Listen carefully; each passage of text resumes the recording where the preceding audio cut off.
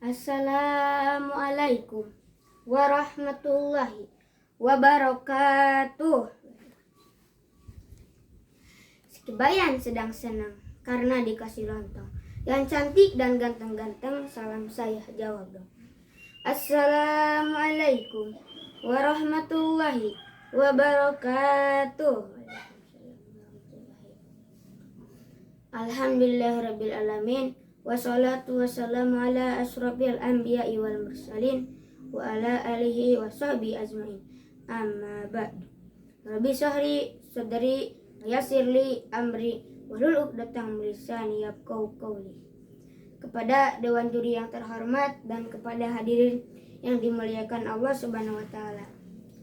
Dan marilah kita bersama-sama mengagungkan asma Allah Subhanahu wa taala dengan memanjatkan puji syukur atas segala rahmat dan pengampunannya.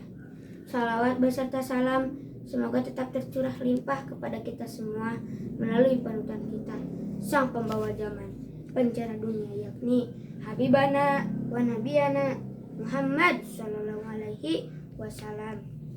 Dan semoga syafaatnya sampai kepada kita hingga akhir zaman. Amin ya Allah ya Rabbal alamin. Hadirin yang dimuliakan Allah Subhanahu wa taala, saya berdiri di hadapan Bapak dan Ibu di sisi bukan untuk promosi, bukan pula untuk berdakwah seperti layaknya kiai dan tokoh ulama negeri ini. Tapi sih kalau ada bau-bau kiai saya mau kok. Amin ya Allah ya Rabbal alamin.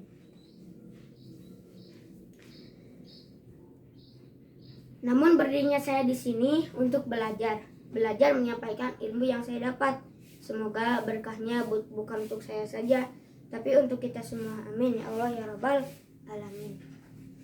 Hadirin rahimakumullah, dalam sebuah hadis, ut'ubil ilma minal mahdi ila lahdi, artinya tuntutlah ilmu sejak buayan hingga liang lahat. Hai teman-teman, tahukah apa itu buayan? Buayan itu ibaratkan ayunan yang lebih dikenal kasih sayang ibu semenjak kita masih dalam kandungan. Lalu apa itu liang lahat?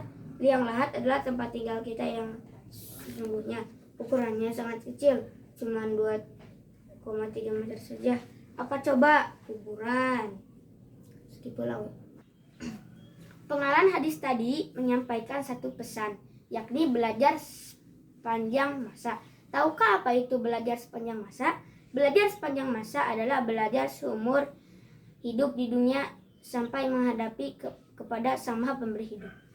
Jadi, hadis yang saya sebutkan tadi, belajar itu dimulai semenjak kita masih dalam kandungan hingga menemui ajal kita.